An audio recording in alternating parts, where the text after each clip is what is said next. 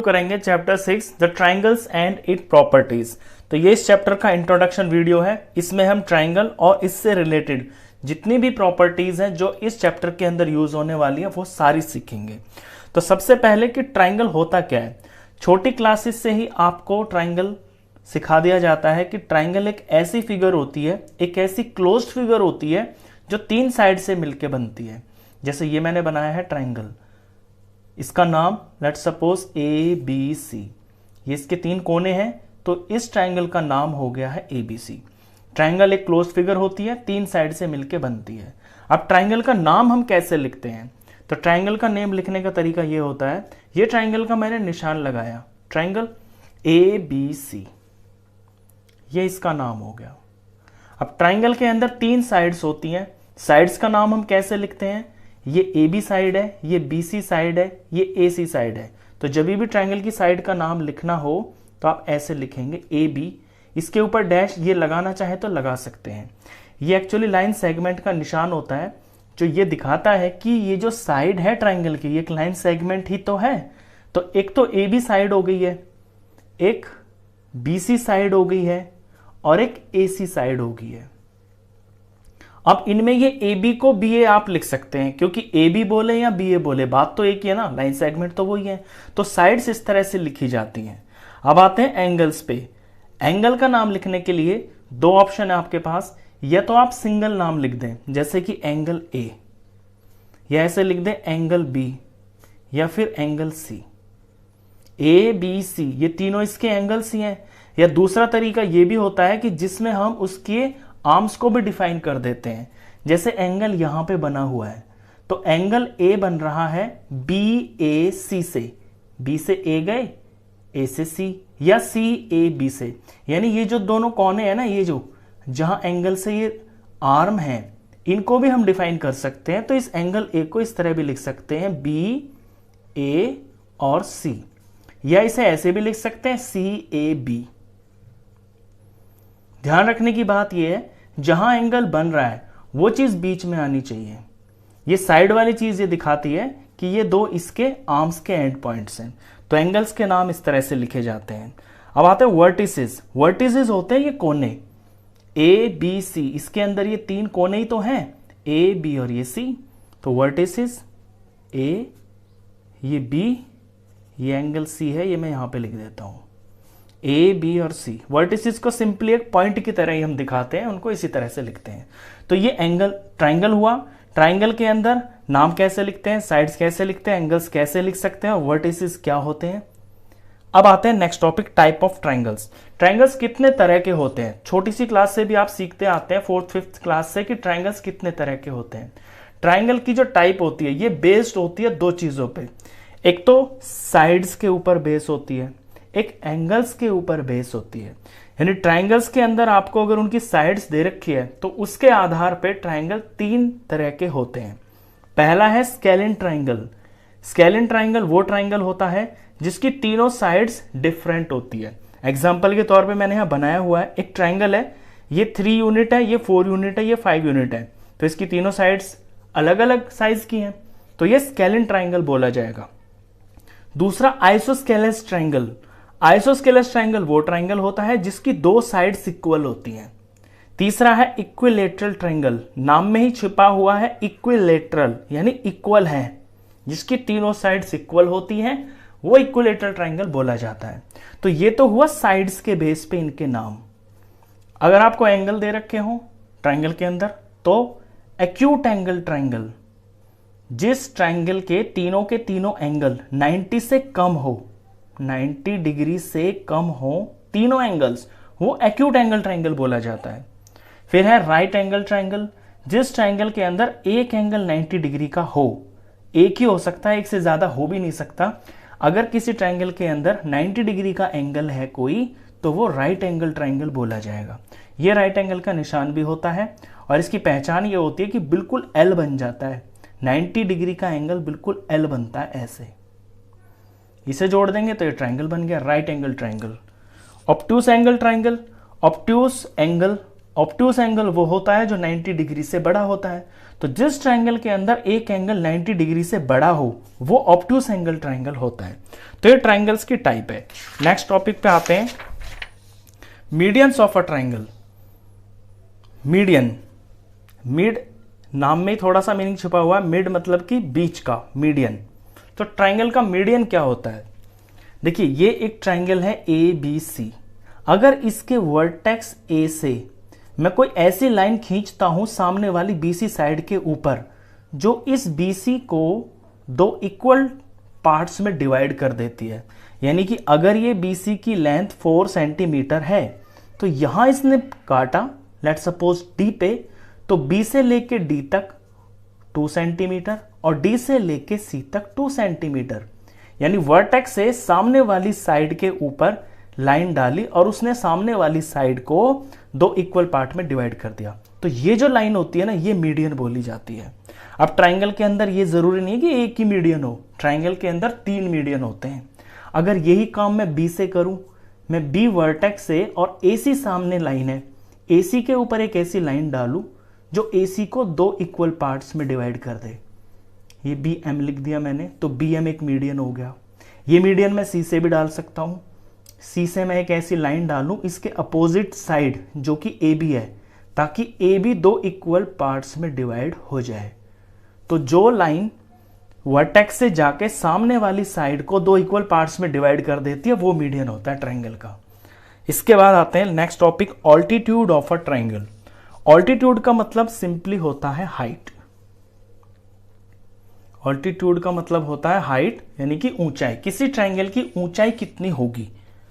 अब देखिए हाइट हम जब भी नापते हैं, ट्रायंगल हो या कोई भी हो, किसी भी चीज की हाइट को नापने के लिए उसे बिल्कुल सीधा खड़ा किया जाता है। लेट सपोज अगर किसी इंसान की भी हाइट हमें नापनी है तो उसे बिल्कुल सीधा खड़ा करेंगे ना, बिल्कुल ऐसे ये जमीन है और ये आसमान की तरफ बिल्कुल स्ट्रेट खड़ा करेंगे उसको, यानी कि 90 डिग्री पे खड़ा करेंगे। तो ट्रायंगल की हाइट भी जो है वो 90 डिग्री पे ही पता की जाती है। एक एग्जांपल से बताता हूं। लेट सपोज ये ट्रायंगल है, ये यहां पे जमीन पे टिका हुआ है, तो हाइट इसकी कहां से नापी जाएगी? ये इसका एंड पॉइंट है, ये इसकी चोंच है, तो चोंच से लेके और नीचे जमीन तक जो इसकी जो ये लंबाई होगी वो ही इसकी हाइट होगी। और ये लंबाई बिल्कुल 90 डिग्री पे नापी जाती है, जैसे हम किसी भी और चीज की हाइट को नापते हैं। तो एग्जैक्ट ये 90 हो गया। तो किसी भी ट्रायंगल की जो हाइट होती है, जो उसका ऑल्टीट्यूड होता है, वो एग्जैक्ट उसके ऊपर के वर्टेक्स से और जो बेस साइड है नीचे, वहां पे जो 90 डिग्री का एंगल पड़ता है वो उसका ऑल्टीट्यूड होता है। अब ऑल्टीट्यूड जो है ट्रायंगल के अंदर भी हो सकता है, बाहर भी हो सकता है। ये ट्रायंगल है, इसका ऑल्टीट्यूड मैंने यहां से डाला तो ऑल्टीट्यूड इसका अंदर आ रहा है। अभी मैं राइट ट्रायंगल बना देता हूं। लेट सपोज ये मैंने एक ट्रायंगल बना दिया 90 डिग्री का, तो ये जमीन पे टिका हुआ है और ये 90 डिग्री का है, तो ये लाइन बिल्कुल सीधी है। इमेजिन कीजिए कोई ऐसी चीज है जो जमीन पे पड़ी हुई है और ये ऊपर की तरफ है, तो यहां से लेके यहां तक ये इसकी हाइट ही तो हो गई। मान लीजिए ये ABC है, तो इसका ऑल्टीट्यूड क्या हो गया? AB हो गया। यहां पे ये P और Q है, तो ये PQ इसका ऑल्टीट्यूड हो गया। अब ट्रायंगल का ऑल्टीट्यूड ट्रायंगल से बाहर भी हो सकता है। तीसरे केस में वो कब होता है? जब triangle obtuse triangle, angle triangle हो। जैसे इस ट्रायंगल पे गौर कीजिए, ये एक ऑब्ट्यूस एंगल ट्रायंगल है। ये यहां जमीन पे ऐसे टिका हुआ है, ये इसका बेस हो गया। कोई आर्टिकल है, कोई सामान है, कुछ भी है, इसे ट्रायंगल ना समझ के समझ लीजिए ये कोई और ही चीज है। अब ये जमीन से इसकी ऊंचाई कितनी है, तो नापेंगे कहां से? जो जमीन की से ऊपर की तरफ, आसमान की तरफ जो इसका ये पॉइंट है, वहां से और जमीन कितने डिस्टेंस पे है, बिल्कुल 90 डिग्री पे, तो वो इसकी हाइट को बताएगा। तो जब भी ऑब्ट्यूस एंगल ट्रायंगल होता है तो उसकी जो ऑल्टीट्यूड होती है, उसकी जो हाइट होती है, वो बाहर आती है, वो बाहर इस वर्टेक्स से नापी जाती है। तो ये हुआ ऑल्टीट्यूड। चलिए इसके बाद जो नेक्स्ट टॉपिक है इसके अंदर, वो है exterior angle of a triangle and it's property. किसी ट्रायंगल का एक्सटीरियर एंगल और उसकी जो प्रॉपर्टीज है वो क्या होती है। पहले तो एक्सटीरियर एंगल ही समझ लीजिए। लेट सपोज ये कोई ट्रायंगल है, अभी ये ट्रायंगल है, इसकी किसी एक साइड को मैं ऐसे आगे बढ़ा देता हूं, ये मैंने बढ़ा दिया, तो जो ये बाहर एंगल बन गया है ना ये वाला, ये एक्सटीरियर एंगल बोला जाता है। ये हुआ एक्सटीरियर एंगल। अब इसकी प्रॉपर्टी भी समझ लीजिए। एक्सटीरियर एंगल की प्रॉपर्टी ये होती है कि ये एंगल मेजरमेंट में इसके जो अंदर के ये जो दो एंगल्स हैं ना, जिन्हें मैं ए और बी लिख रहा हूं, इनके सम के बराबर होता है। इसे ऐसे बोलेंगे, sum of opposite interior angles is equal to exterior angle. ये ऐसे बोलेंगे कि exterior angle is equal to sum of opposite interior angle. Short में लिख दिया मैंने अपोजिट इंटीरियर एंगल्स।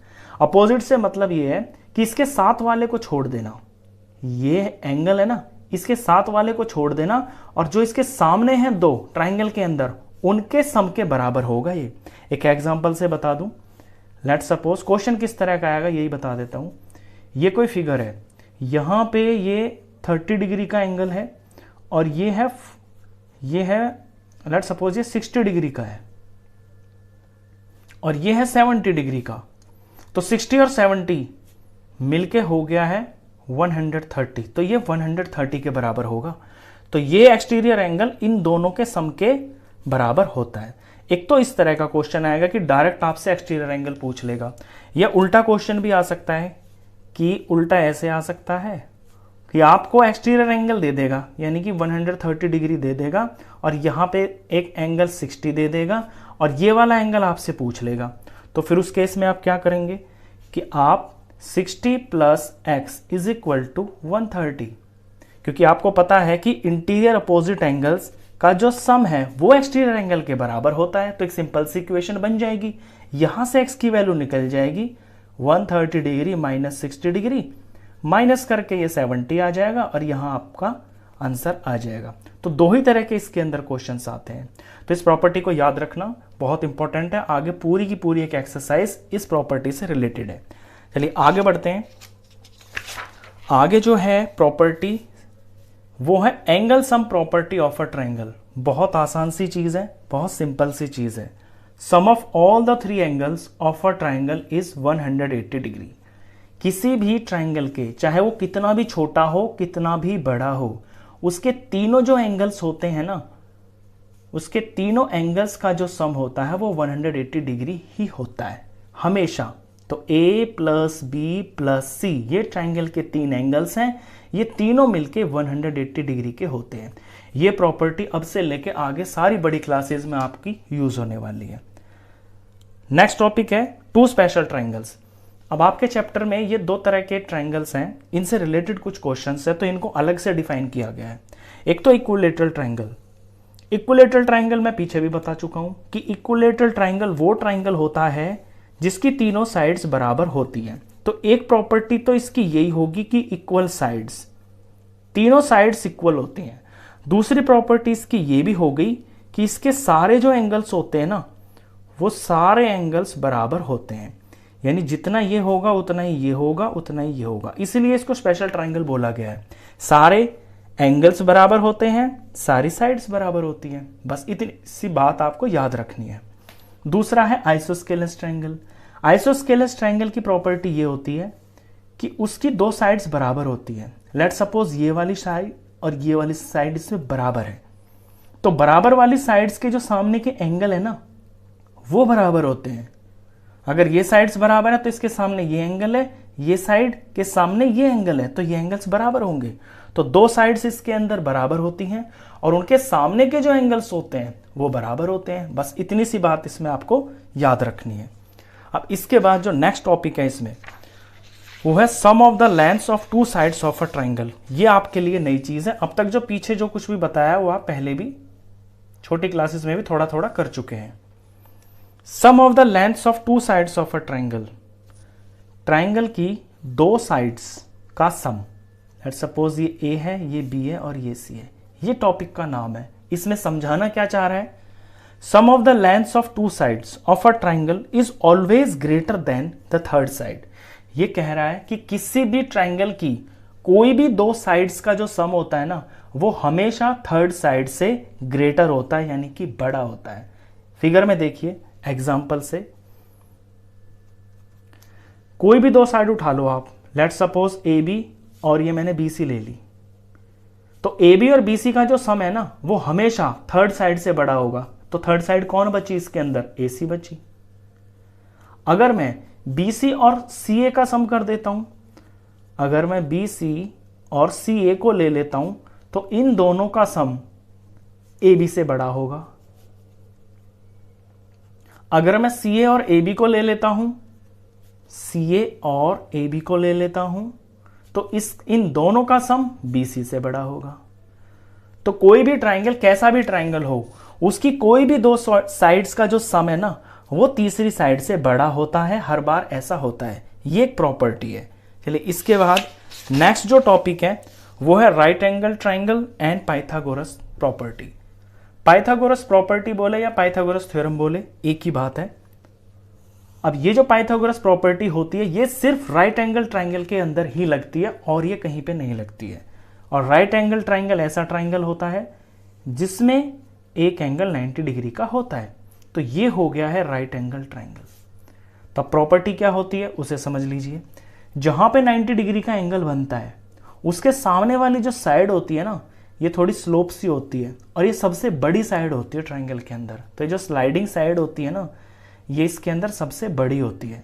ये बराबर होती है बाकी की दो साइड्स के स्क्वायर के सम के बराबर, यानी इसका स्क्वायर ए बी का, सॉरी ये साइड ए सी है ना, तो ए सी का स्क्वायर बराबर होगा A B square plus B C square के। यानी पाइथागोरस प्रॉपर्टी ये होती है कि किसी राइट ट्राइंगल के अंदर जो सबसे बड़ी साइड होती है उसका स्क्वायर बराबर होता है बाकी की दो साइड के स्क्वायर के सम के बराबर। बाकी की दो कौन हो गई, वही जो एल बना रही है, जो 90 डिग्री का एंगल बना रही है। ये होती है बस पाइथागोरस प्रॉपर्टी। इसी को एक एग्जांपल से समझा देता हूं। लेट सपोज ये बी सी जो साइड है ये 4 सेंटीमीटर की है और ए बी जो साइड है ये 3 सेंटीमीटर की है। अब मुझे ए सी की लेंथ निकालनी है तो फॉर्मूला ये हुआ, प्रॉपर्टी ये हो गई है, यहां पे ये हो गया ए सी का स्क्वायर, ए बी का स्क्वायर यानी कि 3 का स्क्वायर, बी सी का स्क्वायर यानी कि 4 का स्क्वायर। तो यहां ए सी स्क्वायर हो गया, 3 का स्क्वायर 9 हो गया, 4 का स्क्वायर 16 हो गया। यहां ए सी का स्क्वायर हो गया 16 और 9 25 हो गया। अब ये जो 25 है ना ये ए सी स्क्वायर की वैल्यू है, सिर्फ ए सी की नहीं है ये। तो ए सी की वैल्यू निकालने के लिए मान लीजिए ये ए सी है, स्क्वायर है, तो ये ए सी 2 बार है। यही तो मतलब हुआ इसका, ए सी स्क्वायर का मतलब है ए सी इंटू ए सी। अब 25 के भी मैं ऐसे कौन से दो नंबर लिख सकता हूं जो बिल्कुल सेम हो, वो क्या होंगे 5 इंटू 5। तो A C into A C is equal to 5 into 5, it means A C is equal to 5, यानी जो ए सी है वो 5 सेंटीमीटर का होगा। तो ये होती है पाइथागोरस प्रॉपर्टी। ये इस इंट्रोडक्शन का लास्ट टॉपिक था। जितनी भी चीजें मैंने आपको इस वीडियो में बताई हैं इनसे ही रिलेटेड आपकी पूरी चैप्टर के अंदर एक्सरसाइजेज हैं। तो आई होप आपको अच्छे से समझ में आया हो इंट्रोडक्शन।